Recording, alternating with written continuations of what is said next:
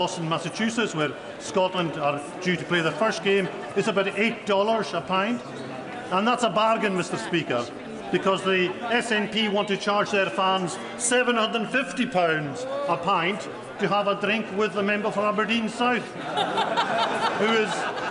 who unusually is not in his seat today.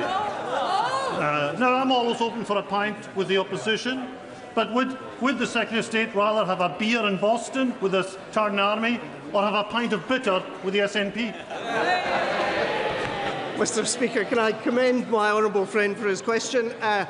I'm not sure I'm going to be coming down the road to have a pint with the member for Aberdeen South anytime soon. In fact, come to think of it, I'd walk 500 miles to avoid having a beer and a blether with him. Very short. Very much, Mr. Speaker. I'm quite surprised at that last question there, because one of the things that Scotland qualifying for the World Cup brings is a unity to the nation. We're all looking forward to Scotland competing for the first time since 1998, and we're all going to get selfies. It'll be us with the Tartan Army. Do you think there's any chance that we'll get a photograph with the First Minister and Anas Sarwar? Seriously.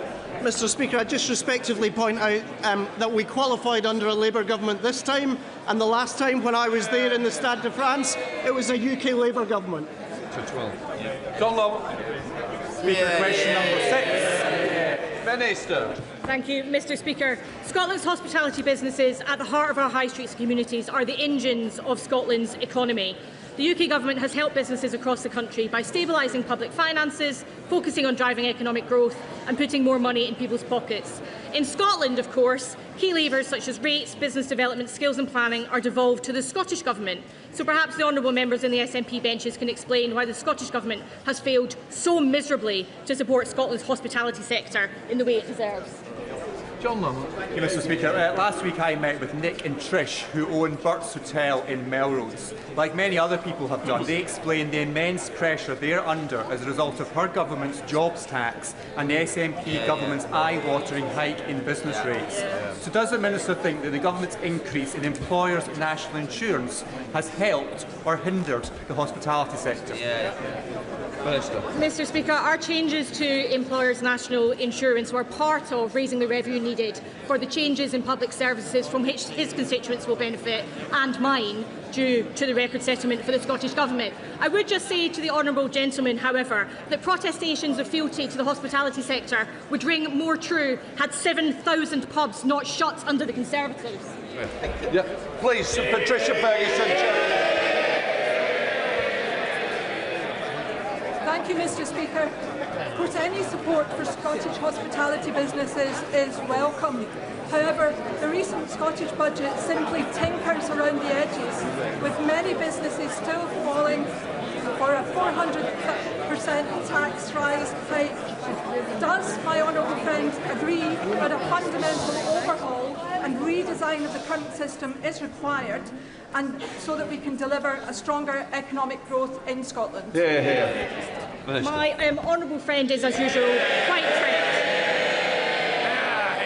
Scottish businesses are facing eye-watering rate hikes, while the SNP government tinkers around the edges of a fundamentally broken system.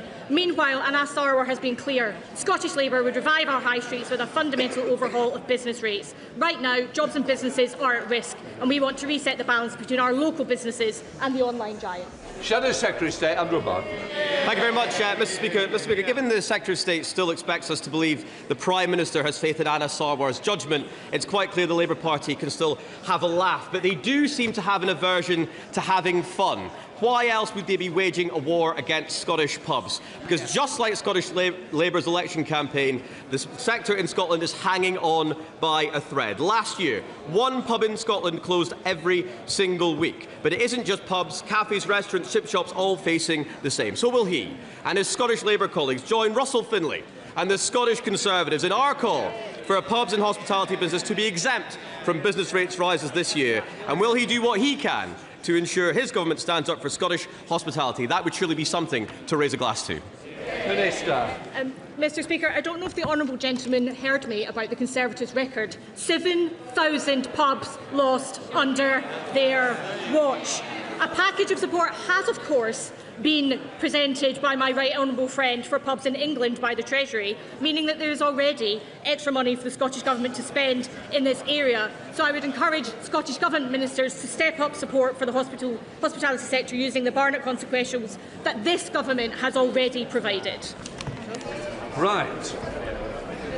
Before we come to Prime Minister's questions, can I welcome into the gallery the Speaker of the Parliament of Fiji and the President of the European Parliament. We start with questions to Prime Minister Edega. Number one, sir. Prime Minister. Thank you, Mr. Speaker.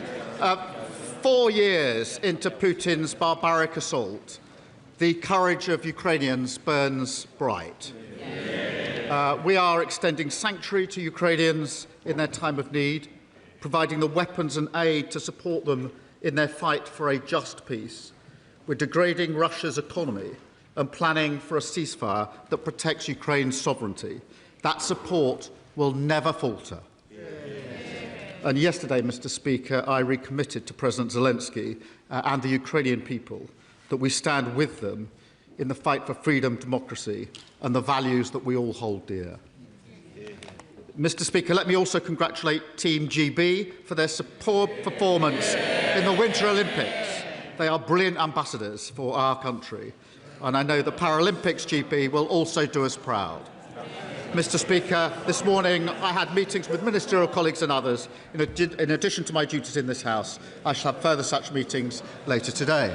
Thank you, Mr. Speaker. And may I associate myself with the remarks of the Prime Minister in respect of Team GB and Ukraine. A great former Prime Minister once said, "You turn if you want to, the lady's not for turning." Like the leader of my party today, she was a leader of principle and backbone. But we know this current government is no stranger to the U-turn. So given that, can I gently tempt the Prime Minister to add one more to the current tally to help get Britain working again by backing the fantastic shops and businesses in Melton Mowbray Town Centre and high streets across my constituency and beyond to succeed and grow, by scrapping the government's business rate changes that will hit so many of them hard in April? Well, it's good to see him in good form, particularly, if I may say so, after his health scare, which he and I have discussed a number of times. He discusses a former leader of his party. He was the former health minister, I think, who presided over record waiting lists. He was the former prison minister who left the prisons overcrowding. And he was the former economy minister under Liz Truss. We're picking up the mess and we're turning it around. Rachel Hopkins. Thank you, Mr. Speaker. I very much welcome the fact that our Labour government has recognised the state of Palestine, and I also welcome the Foreign Secretary's statement last week as Chair of the UN Security Council, setting out the UK's commitment to increasing humanitarian access to Gaza and advancing a two-state solution. Does the Prime Minister agree that protecting civilians, upholding international law and supporting Palestinian-led governance are essential for a lasting peace? Prime Minister. Well, can I thank her for raising this really important issue, because the ceasefire in Gaza remains fragile and protecting Israeli and Palestinian civilians is critical to the next phase of the peace plan. Mr. Speaker, I'm proud of our commitment to a two-state solution, and we will be hosting the peace-building conference in March to build lasting peace and security for both Palestine and Israel. Hamas must decommission its weapons, destroy its terrorist infrastructure, and can have no future role in running Gaza. And Mr. Speaker, whilst aid flows have increased, the level of need is still dire, and the Israeli government must stop blocking supplies and preventing work of international NGOs. That is unconscionable, and it is costing Palestinian lives. We come to the Leader of the Opposition, Kemi Ben. Thank you, Mr. Speaker. And can I associate this side of the House with the Prime Minister's comments about Ukraine and Team GB? Mr. Speaker, before the Prime Minister and I became MPs, parties of every colour increased the cost of going to university. The system is now at breaking point for graduates. I believe the student loans have become a debt trap. It is time for all of us to do something about it. Will he cut interest rates on student loans? Prime Minister. Well, Mr. Speaker, I have to say I'm glad to learn that the Leader of the Opposition has finally admitted that they scammed the country on this. And that applies to everything they did in government. We inherited their broken student loans system. We've already introduced maintenance grants to improve the situation, which they scrapped. And we will look at ways to make it fairer. And we will do other things within the economy to help students. What other things they say? The news this morning, Mr. Speaker, 7 a.m, energy bills coming down by £117 for millions of families and young people struggling. That's guaranteed money off bills in April, driven by the action that this Labour government has taken. We promised to cut the cost of living. We are cutting the cost of living. Mr. Speaker, I asked him if he would cut interest rates on student loans. No answer. And for the record, energy bills are still higher than when he came into office.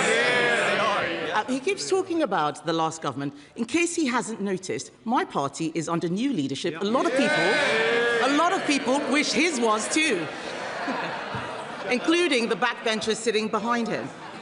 But let's talk again about student loans and student fees even, because to win the Labour leadership, yes, with Labour together, the Prime Minister promised to abolish tuition fees. In opposition, the Education Secretary said, graduates, you will pay less under a Labour government. I wonder what happened to those people. But can the Prime Minister tell us whether graduates are paying more or less under Labour? Prime Minister. Certainly many in her party are under new leadership, Mr. Speaker. They're up there. The only change she's brought to her party is to make it smaller. And she talks about interest rates on loans. Mr. Speaker, not only have energy prices come down this morning, but since we were last here across the dispatch box, inflation has fallen as well, which has a huge impact on interest rates. Fallen to 3%. And the Bank of England say it's going to keep on falling. That's only happening because of the decisions that we made at the budget, opposed by the party opposite. They talk about the cost of living.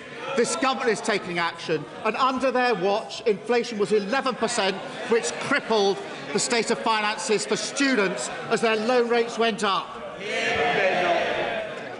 Mr. Speaker, I am amazed that while we're trying to talk about student loans, the Prime Minister has the cheek to talk about my party being smaller. His party is smaller too, including one MP who was arrested for child sex offences.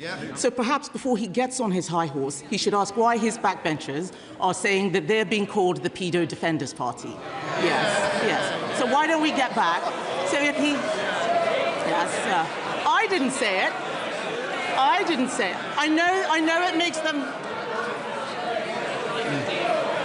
Yes. Sorry. OK, let's have less. No. I know they don't like it, Mr. Speaker. Does the honourable member want to leave at this stage? Just understand, I want to hear the question, because it's very important that I do hear, because I may have to make a judgment. So I don't need any more shouting. I know they don't like it, Mr. Speaker, but I haven't said anything that's not true, have I? So perhaps they should get off their high horse, stop making stupid jokes, and why don't we talk about student loans? Yes. Policies that may have been fine for 2012 with low interest rates are not fine for 2026. The fact is, graduates are paying more, not less. On Monday, the Schools Minister was asked on the BBC why Labour froze the repayment thresholds. She said the government has, and I quote, huge pressures. those pressures have been created by his taxes and his borrowing to pay for more welfare. Why is the Prime Minister taking from students to give to Benefit Street? What a nerve. Under their government, student loan thresholds were frozen for 10 years. 10 years. They broke the system. They did it with a bloke over there when they were in coalition together, and we're fixing it. Now, she used to say just a few weeks ago that she was going to focus on the economy at the exclusion of everything else. So I'm doing her a favour by bringing it back to the economy, because 117, desperate to talk about the economy, £117 off energy bills, inflation going down. The other thing that was confirmed on Friday, Mr. Speaker, borrowing is coming down, the biggest surplus on record. That means we've got the economy back under control. We're fixing the public finances. Now, I know the party of Liz Truss don't understand any of this, but she should welcome those changes when she next stands up. Mr. Speaker, he says they're fixing the student loan system. How? He wasn't even talking about this until I raised it. The fact is, those policies... And it goes for the row as well. Chair Select Committee expect a standard, not to shout somebody down. Mr. Speaker... I don't need any back chat. Thank you, Mr. Speaker.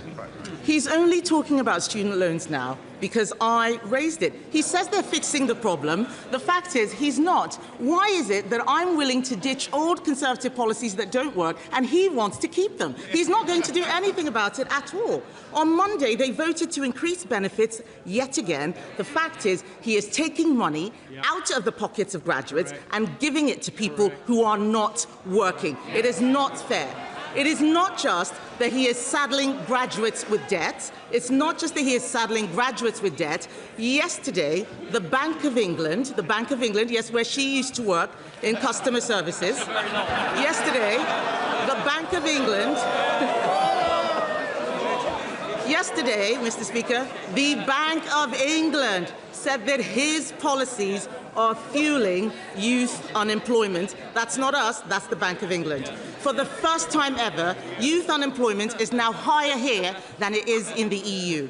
And while he blames everyone else, our young people can't get jobs, they are losing hope and even leaving the country. Will the Prime Minister tell us how he plans to deal with it? Prime Minister. Mr. Speaker, she says she's ditching failed Tory policies. It's a very long list, 14 years of list, and it starts with the word sorry. And when she says that word, we'll take her seriously. And Mr. Speaker, she talks about the Bank of England. The Bank of England have reduced interest rates 6 times. We've seen the fall in energy bills. Inflation is coming down. Borrowing is coming down. She hasn't welcomed any of that. I know she wanted to talk about the economy. She wanted to talk anything other than the economy. Perhaps she'll welcome the surge in retail sales as well. People are spending more on our high streets because of the action that we took. Wages boosted for millions of workers, opposed by the party opposite. Free breakfast clubs, opposed by the party opposite. Free childcare, opposed by the party opposite. Every measure we're taking to improve the economy, what do? They oppose it. Mr. Speaker, he is desperate to talk about the last government so that he can distract from the mess that he is making now. The fact is, he is the Prime Minister today. This is a man who got legislation in to fix his own pension, just him, no one else's. He won't sort out student loans for other people. He has no plan to get young people into work. He has no plan to help graduates get out of the debt trap. They can complain as much as they like. These are facts. 411 MPs, and not a single one of them has any imagination. We are the ones doing all the thinking. Yes, he has already... Mr. Speaker,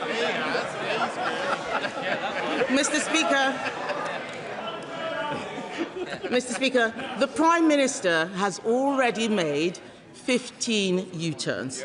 Will he make another one next week at the Spring Statement to fix the student loans system? She wants me to talk about this government. Bills down under this government, £117. Inflation down under this government. surplus up, record, resales down. She won't welcome the economic news, but the business community is welcoming the plan. Business confidence is up. The FTSE is at a record high.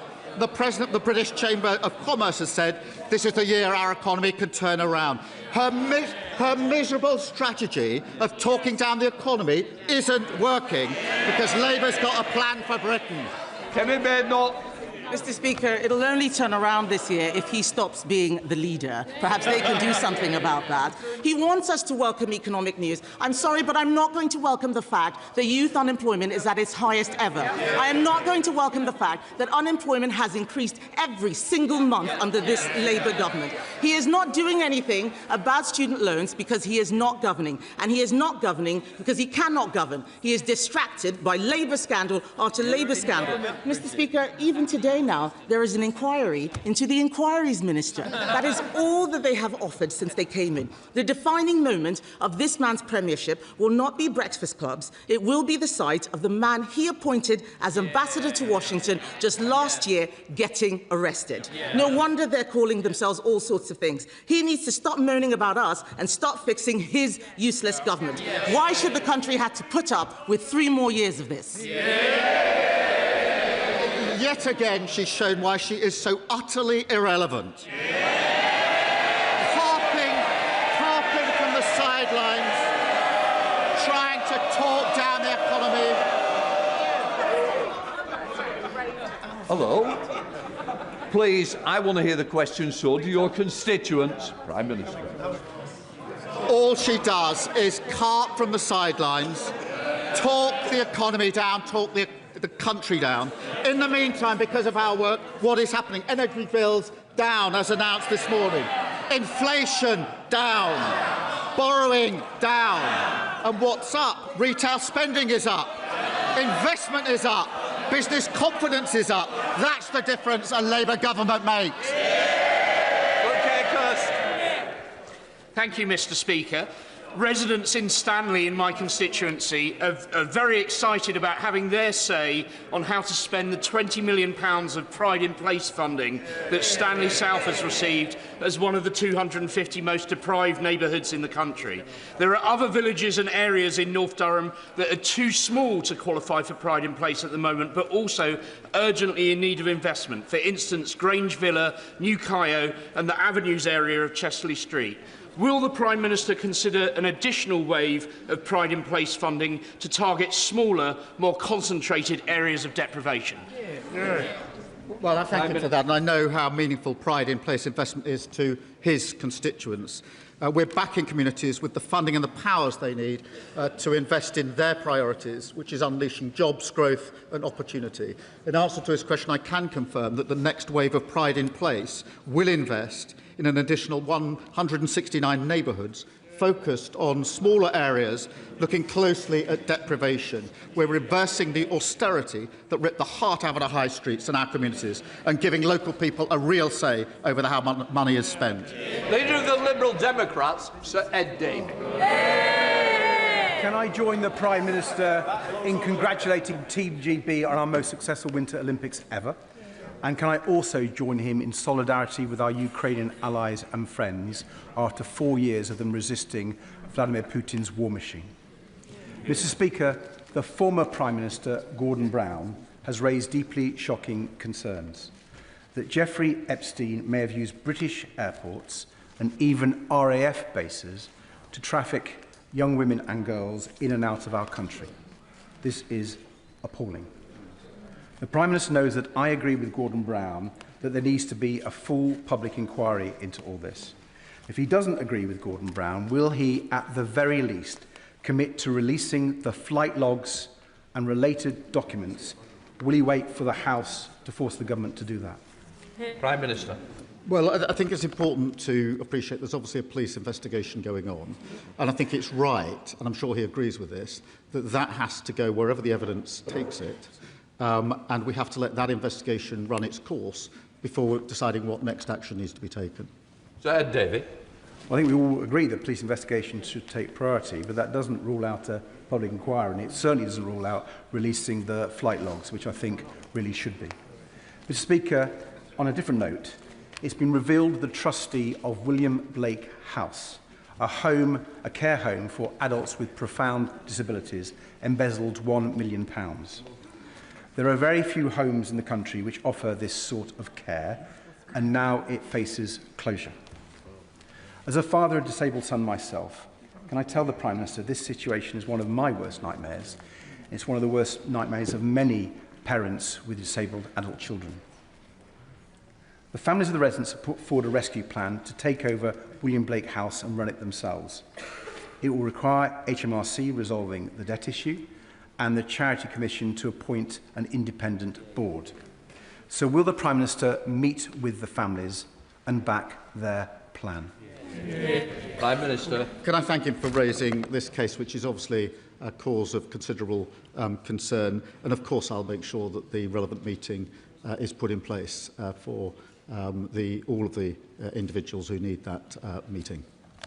Mr. Speaker, given the recent challenges to the Equality Act, will the Prime Minister commit to protecting those laws which prevent discrimination at work and in society, making sure that women aren't fired for being pregnant and ensuring that everyone is treated fairly, regardless of their sex, race or disability?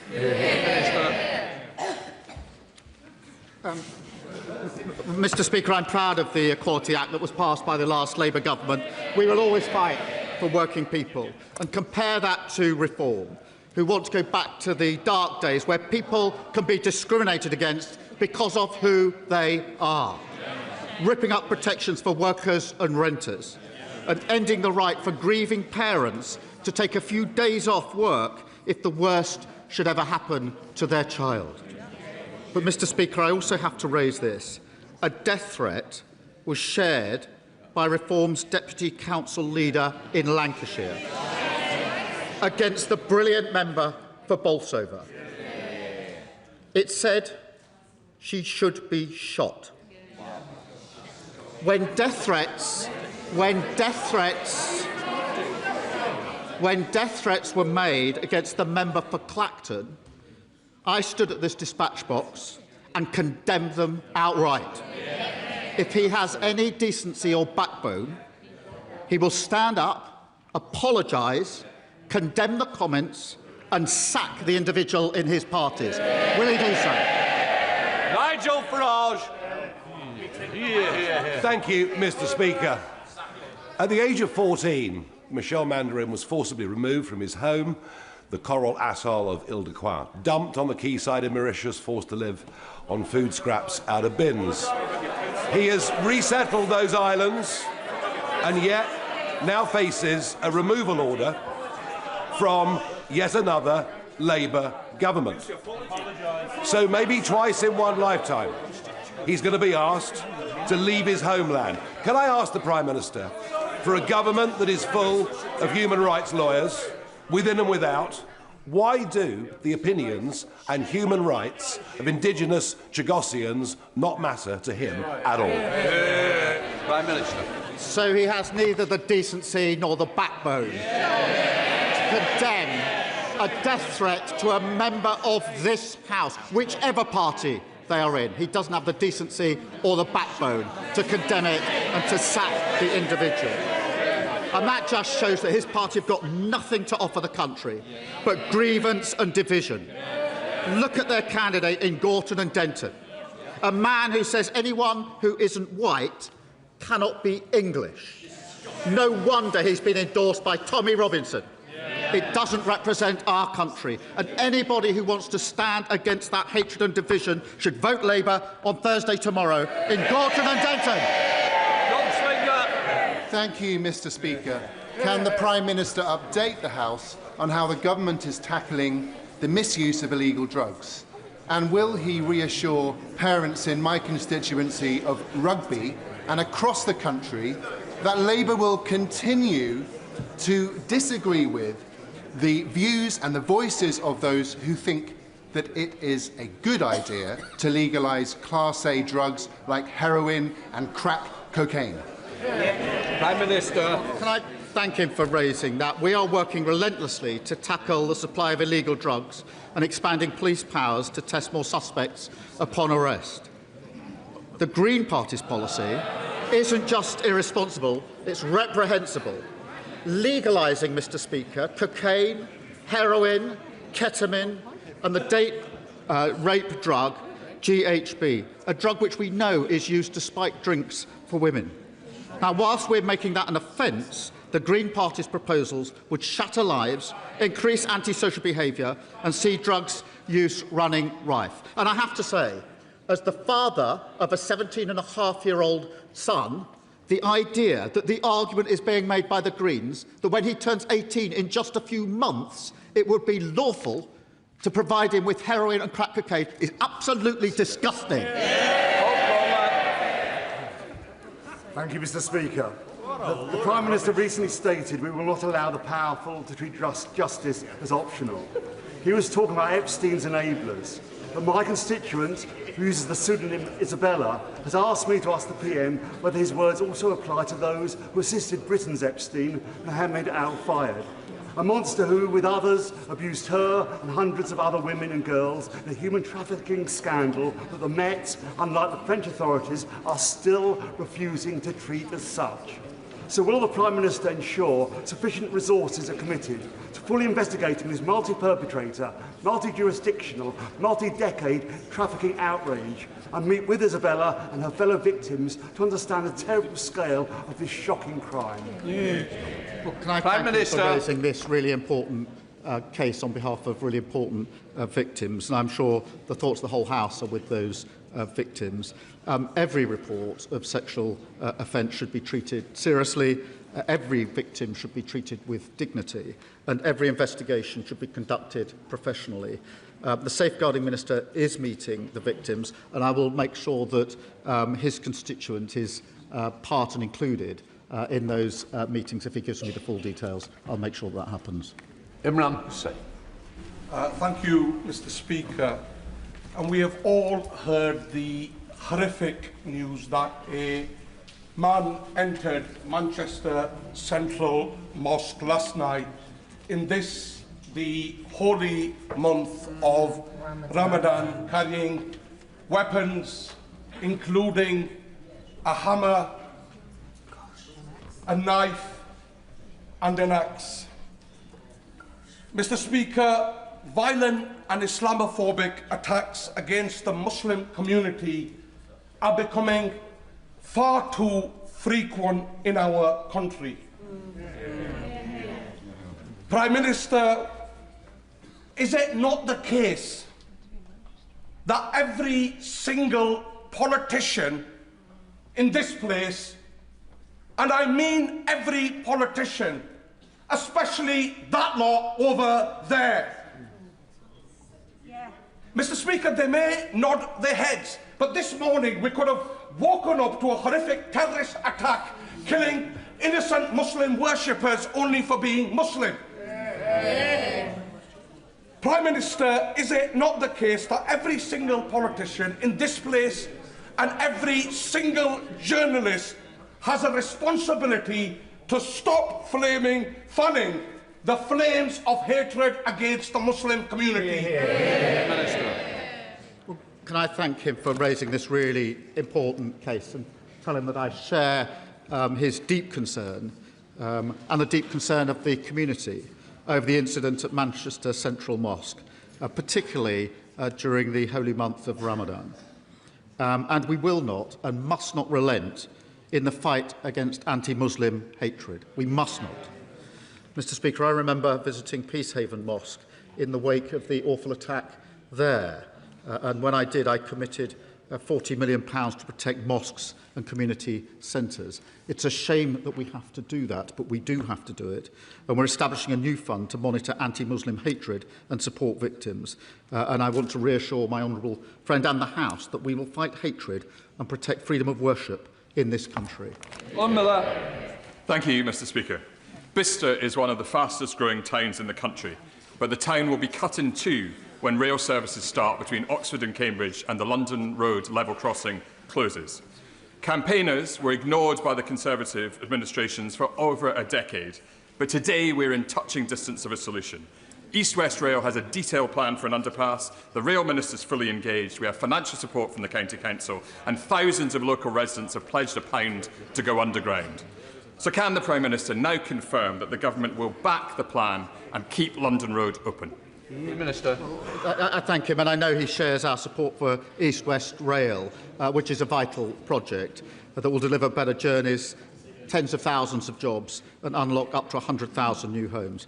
I agree that access to Bicester must be maintained. Access to Bicester Village must be maintained, my children say, as well. And I think the company have put forward 2 options on replacing the crossing, and I'll reassure him and his constituents that they will have the opportunity to express their views during the upcoming consultation into relation what would work for them. Thank you. Thank you very much, Mr. Speaker. The regeneration of the Belper Mills, a large site with buildings including Grade 1 listed ones dating from the start of the Industrial Revolution at the heart of the East Midlands' only UNESCO World Heritage Site, took a significant step forward last week when planning permission for its redevelopment and conservation was finally granted. The government wants to provide more housing, rightly so, and sites like this, though while very challenging, provide a very important opportunity to support that aspiration and share our national story. Can the Prime Minister tell me what support the Government is giving to regenerate at-risk listed buildings, and whether we are delivering support to train construction workers in heritage building techniques? And can I ask him to take a personal interest in the Belper Mills because it is an internationally significant site? Prime Minister. Thank you for raising this, because restoring Belper Mills is not just about delivering the housing his constituents want, but about restoring an iconic World Heritage Site in the East Midlands. We're investing over £1.2 billion in skills, supporting apprenticeships, including courses focused on heritage construction, and recruiting 60,000 more construction workers and backing new technical excellence colleges, so we have the workforce to build the homes the country needs. Adam Downs. Thank you, Mr. Speaker. In January last year, Somerset received around 2,000 pothole reports. This January, it was nearly 7,000, a 250% increase. I recently stood on the Fossway in my constituency, where one resident had blown a tyre and another one was checking the damage under his cars. Families and small businesses are paying the price. Rural counties like Somerset have some of the largest rural networks in the country, yet funding does not reflect that reality. Will the Prime Minister commit to fairer funding for rural areas so we can properly maintain and resurface our roads rather than constantly patching them up? Prime Minister. Well, I thank him, and I know how important it is that we fix the crumbling roads that we inherited from the party opposite. His county council will receive over £225 million as part of our £7.3 billion investment to tackle potholes. We're also implementing tough new standards, so councils have to prove they're fixing the roads properly, and delivering £78 billion for councils to ensure they can deliver excellent local services. Campbell. Thank you, Mr. Speaker. In 2024, 2.64 million animals were used in the UK in medical experiments. As chair of the All-Party Group in phasing out animals in medical research, I think it's important to note that an estimated 92% of drugs fail in human clinical trials, even though they have passed preclinical tests, including animal tests. Innovative non-animal research methods are increasingly available and provide viable alternatives. Whilst I very much welcome our Replacing Animals in Science strategy, for this to be meaningful, a robust implementation timeline must be set. I ask the Prime Minister to consider that we lead the way and start by introducing an immediate ban on the use of dogs in these often horrific experiments. Well, can I thank her for her dedicated work on this, and we are committed to phasing out animal testing wherever possible. Last year's strategy, backed by £75 million, will accelerate new alternative testing methods. Alongside banning puppy farming and introducing stronger standards for zoos, we're ensuring the UK is a world leader in animal welfare. Robin Moore. Thank you, Mr. Speaker. In 2014, a man in my constituency was ambushed, violently beaten with a pickaxe handle and left lying in the street with serious injuries. At the time of the conviction, the judge called it a brutal attack.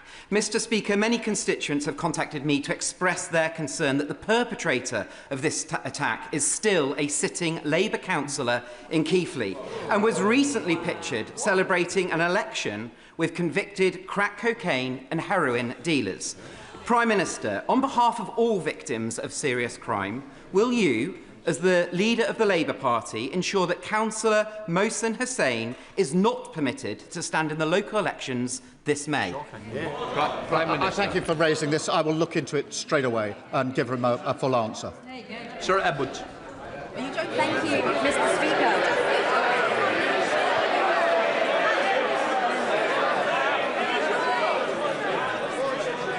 Order. Mr Benton Glenn, you're getting carried away with some other colleagues behind you. Mr Davis and others, please. Sir Edwards. Thank you, Mr. Speaker. Prime Minister, I need your help. Today, alongside leading trade bodies, including UK Hospitality, the Federation of Small Businesses and the Startup Coalition, I am launching the TNT Charter, the Trust and Transparency in Business Energy, to blow up the status quo and support SME access to fair contracts, clearer pricing and stronger accountability. I know that the Prime Minister recognises this as an issue, so can I ask him to deploy powers to bring greater transparency, fairness and competition to the Wild West that is commercial energy? Mr Speaker, we inherited the highest industrial energy costs in Europe because of the failed policy of the party opposite. Our British industry supercharger is cutting bills for major industries, but she's right to champion the SMEs as well. I can confirm we will appoint Ofgem to regulate and stamp out exploitation by third-party intermediaries, helping to reduce bills. And I'll make sure that she gets a meeting with the ministers to discuss the issues that she's raised with me. Stephen Gaffney. Mr Speaker, even the embarrassingly loyal Scottish Labour Party seem to have lost confidence in the Prime Minister.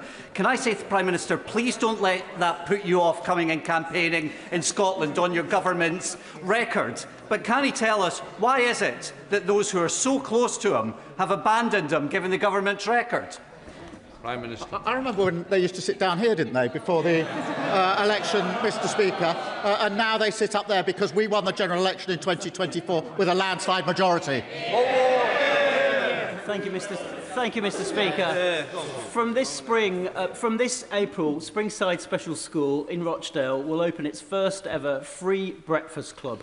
That's a big change enabled by this Labour government, and one that the head teacher, Mrs Fierro, said will make a big change to all the parents and children at her school. But Rochdale's growing popularity and growing population desperately needs a new secondary school. So will the Prime Minister arrange with me to have a meeting with the DFE to get our secondary school over the line to help all children in mainstream and in SEND get more provision? Well, we're determined to halve the disadvantage gap and give all children the best start in life. I'm delighted to see a free breakfast club opening in his constituency in Rochdale. Our actions will lift over 500,000 children out of poverty, and the party's opposite policy is to say they'd plunge them straight back into poverty, which is disgraceful. And through our actions to reform the SEND system, we'll create an inclusive system so that every child can go as far as their ability and talents will take them. Roger Gale. Thank you, Mr Speaker. Mr Speaker, you will recall that some months ago I asked the Prime Minister why, as the Director of Public Prosecutions, he did not bring charges against Mohammed Fayed for rape and for assault. And the Prime Minister replied that this did not cross his desk. I understand that the Met Police delivered 2 dossiers to the Crown Prosecution Service. So if the Prime Minister didn't see them, who did? And could he tell the House when he expects the Metropolitan Police to bring charges against those who aided and abetted Fayed? Prime Minister. I stand by my answer. Hundreds of thousands of files are submitted to the Prosecution Service every year. It is important that the investigation is going on. I can't tell him when the decision will be made or what the decision will be, as he well knows, but it is important that every allegation is properly investigated and properly dealt with according to the law. Final question, Calvin Bell. Thank you, Mr Speaker. 4 years after Russia's illegal invasion, Britain backs Ukraine's fight for freedom. The same freedoms that Labour used to forge NATO to defend. But while Ukraine fights to join NATO, the Green Party wants to break it up. So does the Prime Minister agree with me that as war continues and as Russia broadens its attacks across Europe. Those who attack NATO are betraying our security and, to coin a phrase, are they becoming Putin's useful idiots? Well, my honourable and gallant friend is absolutely right. Our support for Ukraine is unwavering. And yesterday, I chaired the Coalition of the Willing Call and announced new sanctions to weaken Putin's war machine. The Greens, by contrast, want to pull out of NATO and negotiate with Putin our nuclear deterrent. And Reform are still parroting Kremlin talking points after their leader in Wales was jailed for taking Russian bribes. Both of them are weak on NATO and soft on Putin. Can please Prime Minister's questions.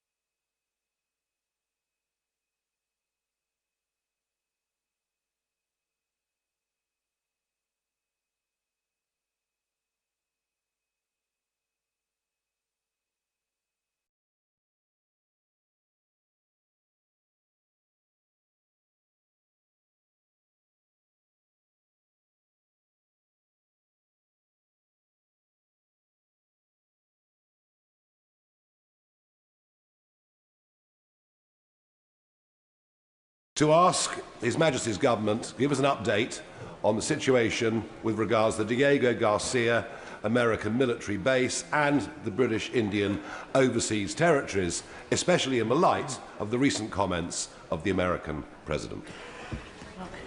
Minister. Mr. Speaker, His Majesty's Government's objective has been and continues to be to secure the long-term effective operation of the military base on Diego Garcia. It is a base critical for our national security and helping to keep the British people safe. It is a key strategic military asset for both the United Kingdom and the United States. It has enabled our shared security for nearly 60 years. When we came into government, it was clear that our ability to maintain our interest and control in the base was under threat. So this government had to take action to protect our military advantage and to stop our adversaries gaining a hold in such a strategically important part of the world. Refusing to act, Mr. Speaker, could have exposed one of our most valuable military assets to China. So, like any responsible government would, we negotiated a deal to protect our interests.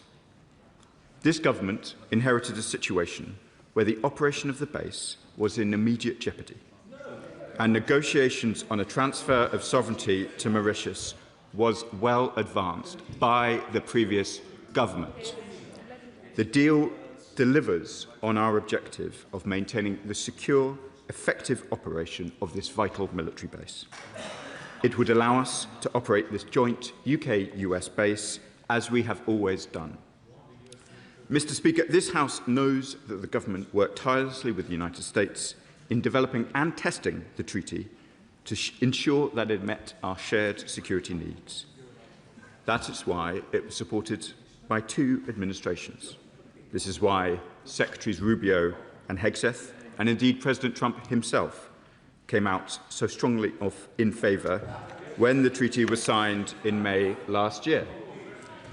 I can assure this House nothing in the treaty has changed since the US administration gave their original endorsement of the deal, and we continue to work with Mauritius and the United States. Mr. Speaker, the UK government has great sympathy for the Jacosian community. They feel a deep emotional connection with these islands. We have been clear in our regrets for the manner in which Jacosians were forcibly removed from the islands in the 60s and the 70s. We're working to resume a programme of heritage visits for members of that community. Mr. Speaker, we will continue to work with both Mauritius and the United States on this agreement. As the Prime Minister has said, we have very close relations with the United States. That relationship matters profoundly, not just to our security, but to the prosperity and the stability that people here at home depend. Jill Frost. Thank you, Mr. Speaker. Well, the situation in America has changed, as you know. The British government went around America and said a whole load of things, such as it was legally necessary to give away the Chagos Islands, which of course wasn't true. Do not give away Diego Garcia. Capital letters from the American president. He likes capital letters in his posts. And all the other arguments have been well rehearsed. The fact that it could cost us up to 50 billion.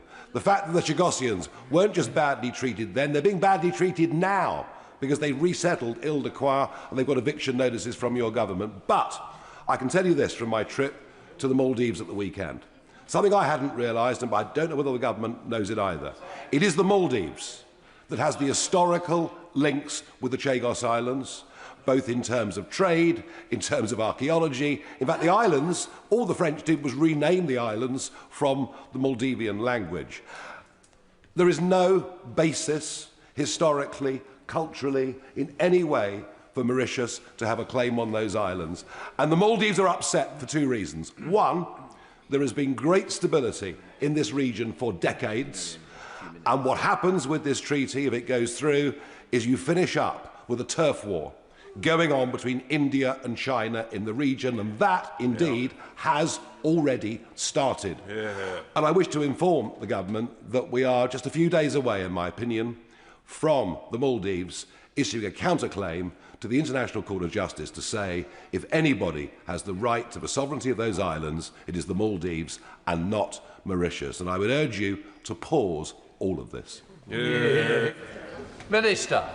Mr. Speaker, the honourable member for Clacton suggests that we have gone around the American government. I have set out already in my response the extensive talks that we have had with both secretaries and indeed the President of the United States within recent months on this question. There is no question of going around the US government.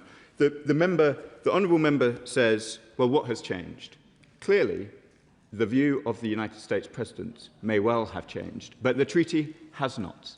We have discussed this treaty in great detail in this House. It is a treaty that emerges from talks initiated by the previous government and completed.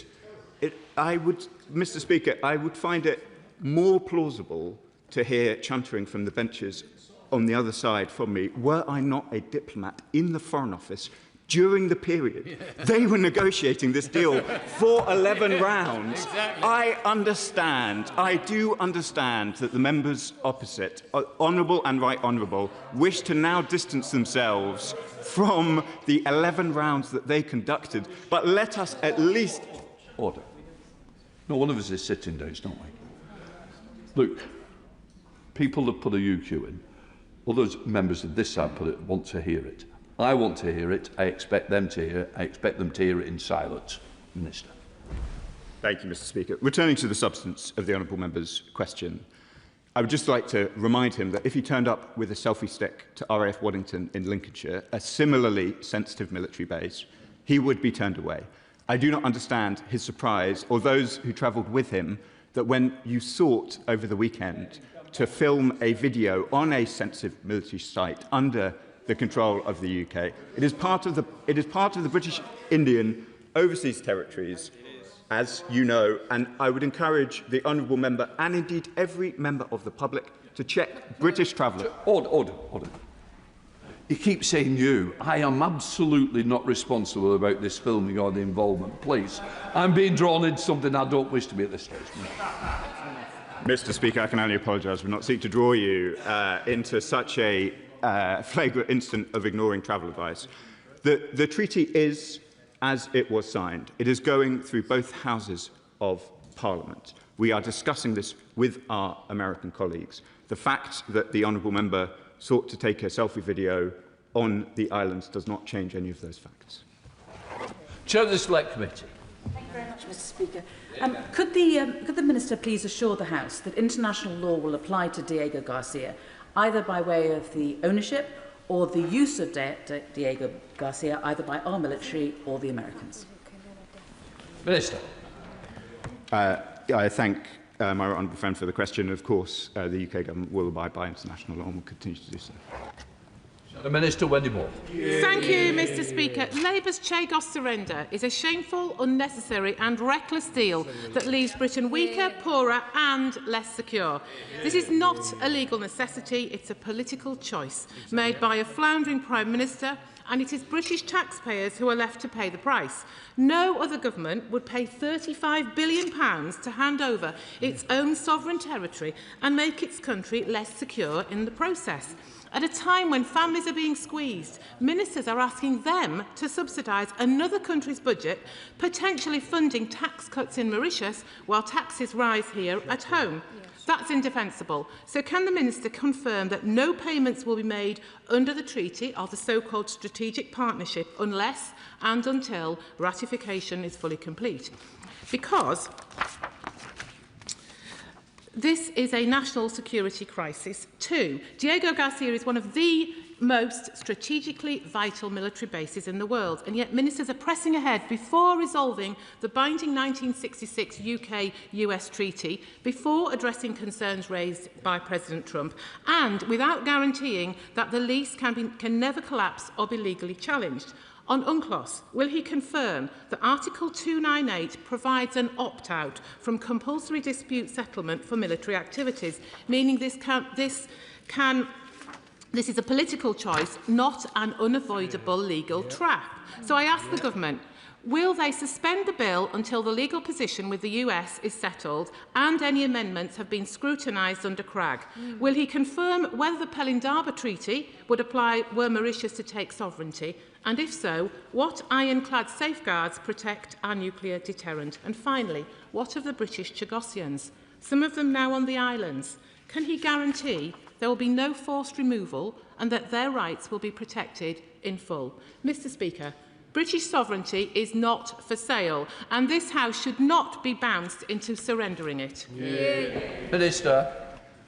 Mr. Speaker, as I said earlier, I would find the Conservative position more plausible had there not been 11 rounds of negotiations.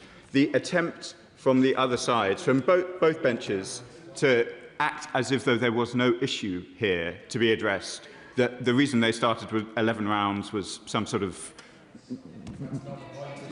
lack of focus. Well, if there was not an issue to address, I am not sure why you started, why honourable members on the benches opposite began the negotiations. I can assure the House, Mr. Speaker, that of course the passage of the treaty will go through the full process of Parliament in the usual way, and we are discussing these questions with the Americans in the usual way. Grimston. Thank you, Mr. Speaker. And can I say, risking the accusation of creeping, it's a great pity you aren't in charge of these negotiations. The deal we have come to, or are coming to, is inexplicable, both in principle and in costs to my constituents. And I very much doubt, at the time of the next general election, most Labour candidates, and indeed our manifesto, will point to the cost of £100 million a year and giving up ownership of these islands. Can I remind my honourable friend, and I'm sure he knows it off by heart, of page 120 of the Labour manifesto, which says, defending our security also means protecting the British overseas territories and Crown dependencies, including the Falklands and Gibraltar. Labour will always defend their sovereignty and right to self-determination.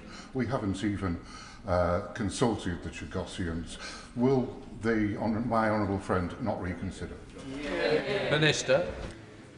Mr. Speaker, I would not like to accept the connection being made between the British Indian Ocean territories and Gibraltar and the Falklands. We are four square behind the sovereignty of Gibraltar and the Falklands, who have repeatedly chosen to remain British, and long may it continue.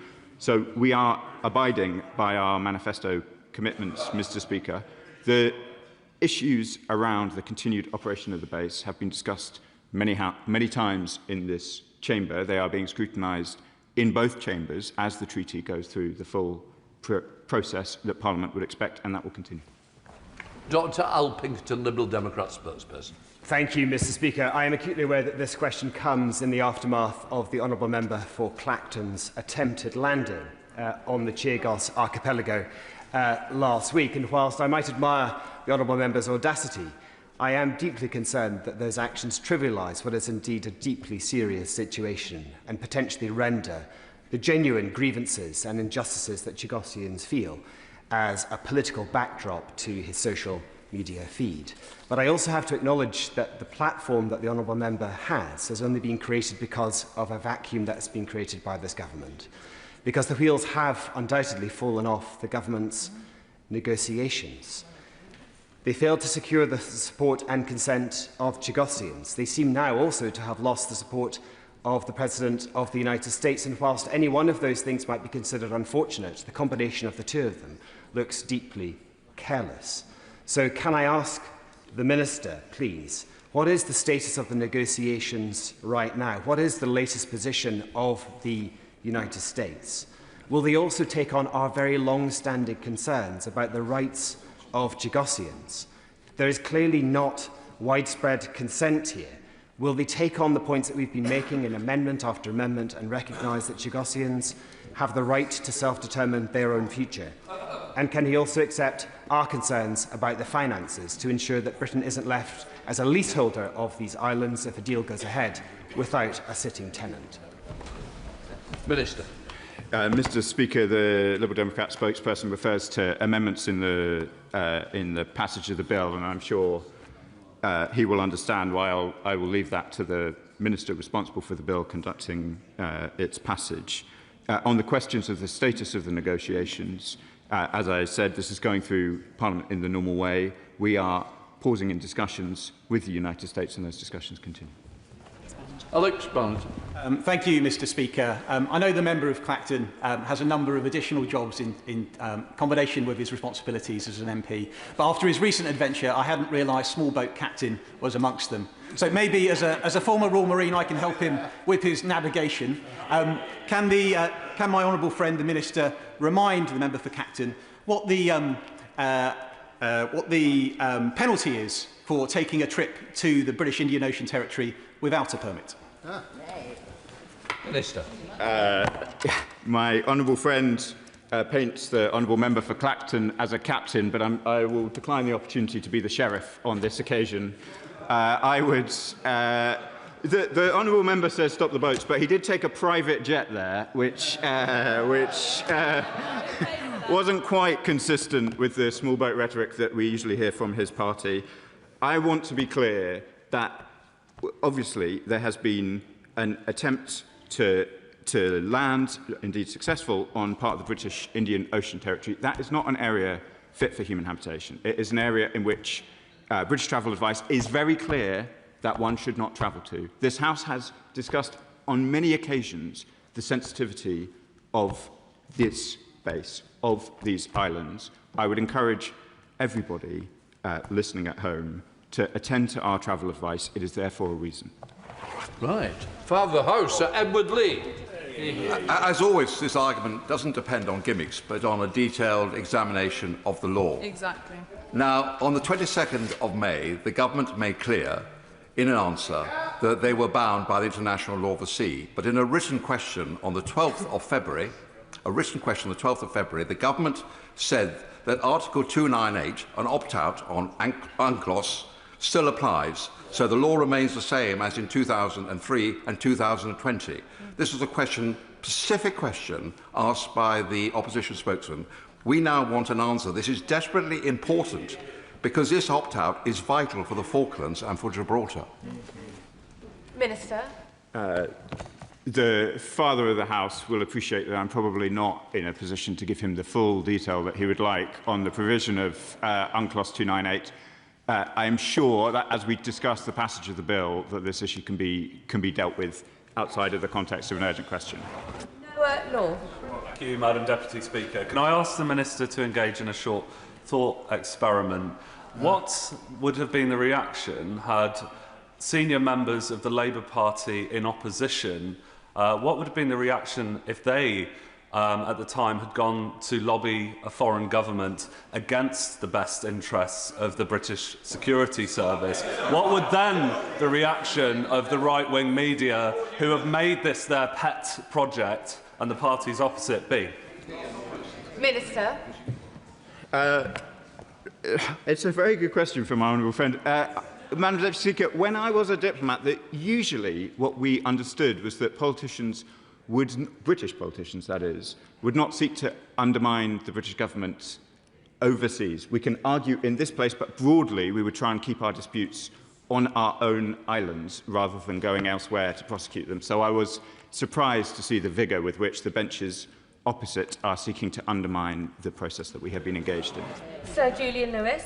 Will the government pause any steps in this matter until the judicial review proceedings being brought on behalf of the Chagossian people have been resolved one way or another in the High Court? Minister. Madam Deputy Speaker, I'm endeavouring to answer the urgent element of the question and leave the question about the treaty and its passage through the two houses to that process, as that's my understanding of how best to deal with these questions. So in response to the question about the judicial review, which I understand is not urgent but related to the passage of the treaty through the two houses, then I'll leave the Minister who is responsible for that to respond in the usual way.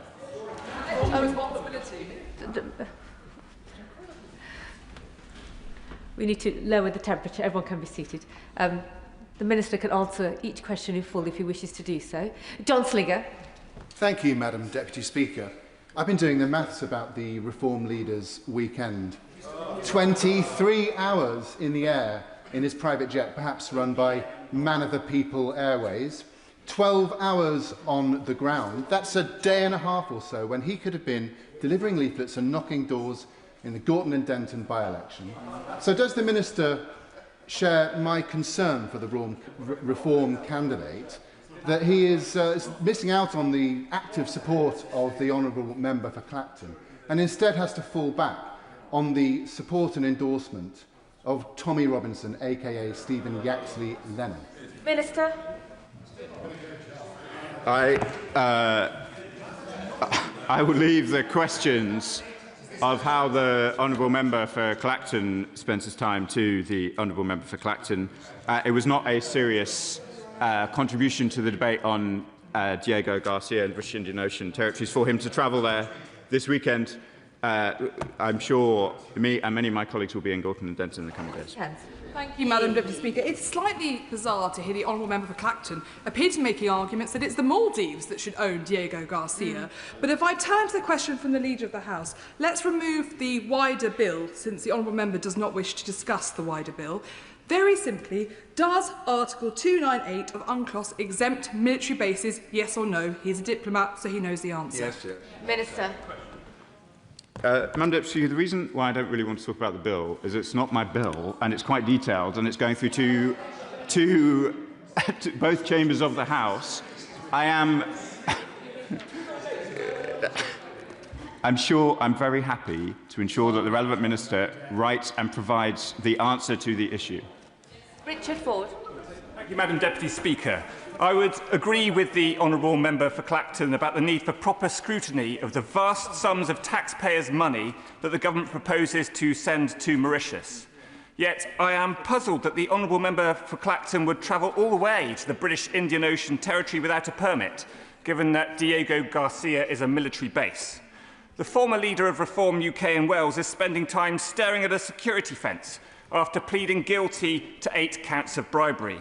Does the Minister agree with me that the honourable member for Clacton can only be curious to know what it is to stare at a security fence? Minister. I suspect that's a question for the honourable member for Clacton. I think the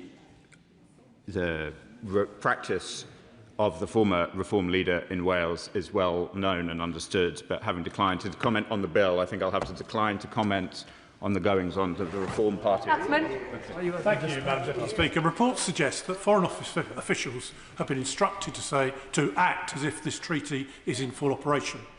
Now, the reason why this is important is that we may be days or even hours away from military action against Iran. The key question here is, does the US then have to inform the UK and then inform Mauritius about wanting to use the base as a site for military operations? And if so, has the American government approached the UK about such use? Very good. Minister.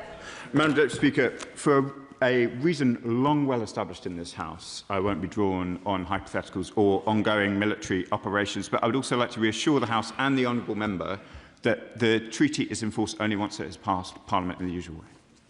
Robert Jenrick. Madam Deputy Speaker, the surrender of British sovereign territory began under my former party and has only been made worse by this Labour government. It is a damning indictment of the two old parties. The Minister represents the neighbouring town to me, and when he's not jet-setting, he presumably walks the same streets and talks to the same people. How can he hand on heart say that his constituents should spend up to £50 billion on this policy at a time when taxes are rising, bills are rising, and everyone in this country feels hard up? Minister. Madam Deputy Speaker, I am appalled by the honourable member for Newark. Newark may well be a market town, but Lincoln is a city and has been for a very long time, and so I'd invite him to withdraw that remark. I don't receive a great deal of correspondence from constituents in Lincoln on this question. Mostly, my constituents in Lincoln prioritise Britain's national security. They understand, through our extensive history in Scampton, in Waddington, in Cranwell, of the importance that Lincolnshire plays in the UK's national security, and they would expect me and the rest of the government's ministers to prioritise that at all times. David Reid. Thank you, Madam Deputy Speaker. I think the vast majority of this House can agree that the arguments for giving away our Chagos Islands have been threadbare at best, which leads one to believe that there must be sensitive elements of this deal. So it's interesting to listen to one of the former SCDO special advisers, Ben Judah, and I quote, "Once you've been briefed, even partially, on what it does, i.e. the islands, the information gives you vertigo. Both now and in government, communicating the details to the public would be violating the Official Secrets Act." Now, given that this is going to cost the British taxpayer billions of pounds, does the Minister not believe that the government, it should be incumbent on the government to declassify some of this information so that us here in Parliament and the British public know what they're paying for? No. I mean, we won't declassify what we do in RAF Waddington. We won't declassify what we do in defence of the realm. And it's not a serious proposition. There are obviously mechanisms through Parliament by which secret material can be considered through the ISC, and we'll continue to use that mechanism. Andrew Rosendale. Madam Deputy Speaker, I think we're getting to the crux of this issue. The Minister was in the Foreign Office when these negotiations were taking place. He should know that the Île de Coin and Penos Banos, which is the atoll where Misli Mandarin, the First Minister appointed by the Chagosian people, is currently situated, he should know that it's nowhere near Diego Garcia. It is over 120 miles away from that military base. It poses no threat. The people on those islands pose no threat to security or to the military base at Diego Garcia. This is a sham. This government and the last government have been denying the truth. The truth is that the Chagosian people are British and they should be given the same rights of self-determination that the Falkland Islanders, the Gibraltarians and all British overseas territories rightly deserve. Madam Deputy Speaker, I'm rather old-fashioned. The territory he refers to is within the British Indian Ocean territories. The law that applies to the whole of the territory. The travel advice, which I'm not sure the honourable member for Clacton acquainted himself with before he travelled, is clear on all of the islands. And so I understand that he is making a point about geographic distance, but the sovereignty and the law applies nonetheless. On the question of Chagosian representation the honourable member will know that there is considerable disagreement within that community and that the Prime Minister to whom he refers is not internationally recognised. Oliver Dowden.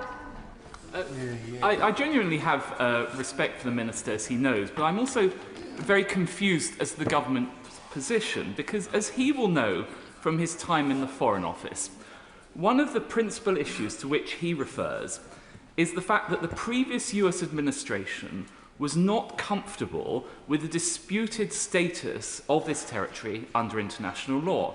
But it's now clear that the current President of the United States has no such concerns, has no such qualms. So given those circumstances, why are we continuing to burn capital with the current administration rather than saying, let's put this whole thing on hold and look for a solution that might actually work better both for the United States government and the interests of the United Kingdom?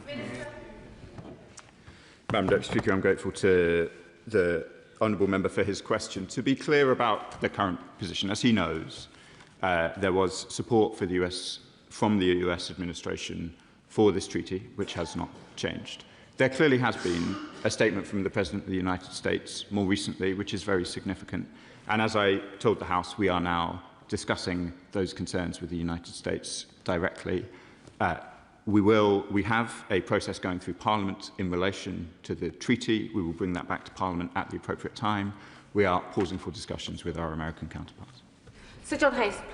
Thank you, Madam Deputy Speaker. Whatever members across this House might say, the member for Clacton's done a service to us in raising this matter today, because this is a dodgy deal founded on a bogus basis. Let me explain, Madam Deputy Speaker. When this was introduced to the House, we were told that it was done, the government were doing so on the basis they would be sanctioned internationally.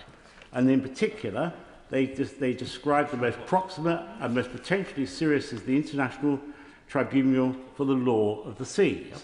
In subsequent written questions, I discovered that far from that, and I quote the answer to the question, the stance on Article 298 remains unchanged from prior declarations of 2003 and 2020, which means we can opt out. There was no obligation, no necessity, and I have to say, Madam Speaker, and I use these words cautiously, because I know and like the Minister, and I know and like the Secretary of State Defence. It seems to me this House was inadvertently misled in the original statement, as is proved by the subsequent answers to written questions. So will the Minister clarify that urgently, because it is a very serious parliamentary matter and a matter of national significance. Minister. Madam Deputy Speaker, the honourable member is a colleague in Lincolnshire, so I don't like to disagree with him, including on the value of the honourable member's weekend trip. On this question of 298, I can hear the strength of views across the House. As I understand it, this is a particularly complex and contentious area of law. I hear the House's desire for further clarification from the government, and I'm sure the relevant minister will be very happy to write. I am not the relevant minister. I'm the Minister for the Middle East, as you know. Alistair. Just to continue on this theme, it was only a few months ago that this House was told that if we didn't approve this treaty, there would within weeks be binding international judgments against us. What international tribunal was ever capable of ruling on a military base? What tribunal was the government talking about? Because we know that the International Tribunal on the Law of the Sea has no jurisdiction on military bases and no jurisdiction on sovereignty. So what on earth was the government trying to persuade this House about? Madam Speaker, again, there is this desire to suggest that there was no issue, that the 11 rounds started by the previous government were done for no reason, and that there was not substance behind our concerns, no substance behind the support. I quote from US Secretary Hegseth: "This is a vital military base for America. The UK's very important deal with Mauritius secures the operational capabilities of the base and key US national security interests. We are confident the base is protected for many years ahead." We were engaged with a real problem, seeking to find a real solution.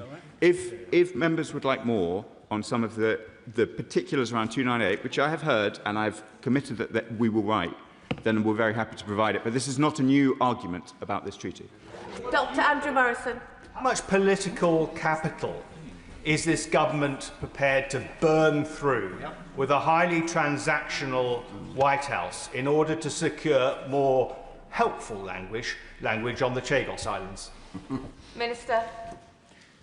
Madam Deputy Speaker, this government will seek to pursue Britain's national interests. We are sometimes going to disagree, as the Prime Minister has made clear, with our friends and allies in public. We will seek to resolve those issues in private, but the principles driving the decisions of the ministers of this government will be Britain's interests and our national security. Rebecca Paul.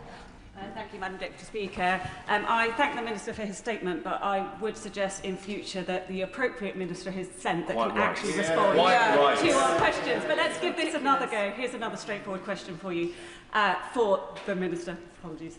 Has the government declined the US permission to use Diego Garcia and other UK bases, including Fairford, to launch strikes on Iran? Yeah. Minister. Madam Deputy Speaker, I thought it was rather disparaging comments about my preparedness, so I would encourage her to listen to my previous comments, which is I won't be drawn on operational questions for reasons which are about whether a specific RAF base is being used. Would you have, would the honourable members opposite have been drawn? I think they would not have. Yeah. Thank you, Madam Deputy Speaker. We have been saying for months that to give away the Chagos Islands and pay for the privilege is complete and utter madness. Having ran this through, we are now told that the government is taking, and I quote, a pause for thought. Can the Minister explain why the government signed off on this disastrous and disastrously expensive handover agreement without having thought about it first? Minister. Interesting that the honourable member starts with months. If we go back years, when she was a SPAD in the previous government and the talks were conducted, there was clearly recognition within the Conservative government that there was a real issue to be addressed. You pursued talks. You took them into text. You took them into... Order. The two U's in one go, Minister. Have another go. Come on, off you go. Madam Deputy Speaker, I apologise. I am failing again. The honourable member will appreciate the scepticism on this side of the House when the Conservative government started this process, when two American administrations recognised that there was a real issue to be addressed here, when this American administration supported the steps that we had taken in May. Jeffrey. Thank you, Madam Deputy Speaker. I would push back slightly on what the Minister is saying. As we know, the discussions between the UK and the government of Mauritius around the sovereignty of the Chagos Islands started in January 2009 under the previous Labour government, as confirmed to me by the Minister for the Overseas Territories. So I think you might want to bear that in mind. But the question that I want to raise is around Jonathan Powell, the National Security Advisor, who prior to being the National Security Advisor was the Prime Minister's Special Envoy to the British Indian Ocean Territories and still is today. Prior to being appointed on the 6th of September, he conducted meetings with the FCDO. He'd confirmed that he has already seen the deal prior to being in post and was then given a hard copy of the deal when he reached Port Louis. When did he attend Port Louis? Was it prior to his appointment as the PM Special Envoy? And what security clearance did he have when he saw the Chagos deal for the first time? Minister. Madam Deputy Speaker, on the honourable member's first question about when talks started, as I understood it, it started on the Conservative government, but I'm very happy to check the Foreign Office record and come back on that question. Whether they were started in 2009 or indeed in 2010, that was, if I may say so, quite a long period in which the Conservative government was in charge, in which this strength of feeling was not demonstrated, and indeed other honourable members did not raise these issues in their time. Well, and the suggestion, if I may say so, Madam Deputy Speaker, from the Conservative benches, that they were vociferously against this. They just took 11 occasions to try and work that out. Doesn't feel very plausible to me. But the honourable member asked me some specific questions about the Jonathan Powell's work as an envoy. I thought I answered the first set of questions. What a question, Jim Shannon. Thank you, Madam Deputy Speaker. Can I thank the Minister very much for his answers? If the Minister was a goalkeeper, he would be tired out and exhausted at this stage. But maybe he's kept the ball out of the net. But we'll see how that goes. You know, the Minister will forgive me for being a bit obtuse. But it was my understanding that the leasing of the base at massive cost to the working person in this country was to secure national interest and safety. Forgive me, I therefore cannot grasp why government would possibly be working against our greatest ally, the US of A, and sending an internationally resounding message to outline that our base cannot be used if it is deemed necessary. So will the Minister please do this, outline what discussions have been held in the last number of days to correct any belief that we do not stand fully with our American allies? Madam Deputy Speaker, the honourable member usually thanks me for my tone and on this occasion, so I'll reflect on that afterwards. He asked me about sensitive security discussions between the United States and the United Kingdom, and I'm not really in a position to be drawn.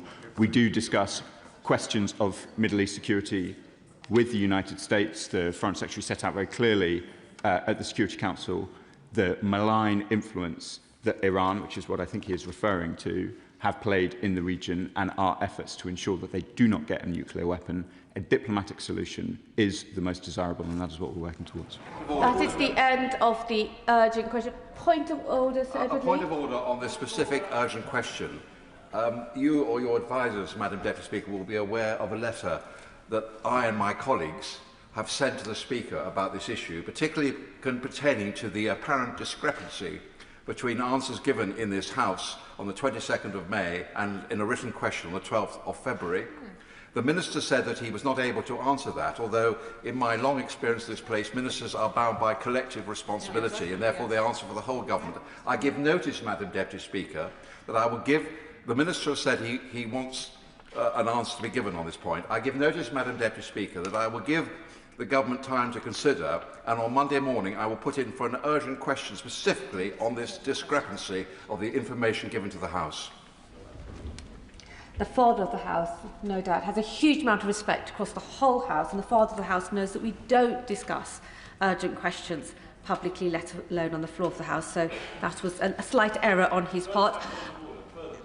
Let me just deal with this point of order. The honourable member also knows that the Chair is not responsible for the content of the responses provided by ministers, if only we were, but he has no doubt most robustly got his point on the record. Point of order, James Cottley. Thank you, Madam Deputy Speaker. And just further to that very point, and there is a concern on this side at least, that we have heard repeatedly from the Minister that he is not the correct Minister for responding to the questions we have asked. Our understanding procedurally is that Ministers are accountable to Parliament and that in coming before Parliament they are here to be held to account.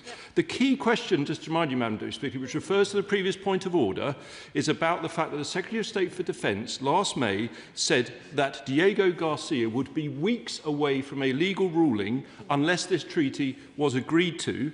We are concerned on this side that that is not correct, that he may have inadvertently misled the House, because under Article 298 of UNCLOS, it provides an opt-out for binding rulings in relation to, and I quote, military activities. It's a fundamental legal question on the treaty. We should surely have a minister in front of us who can answer questions on the treaty. I thank the honourable member for giving me notice of his point of order.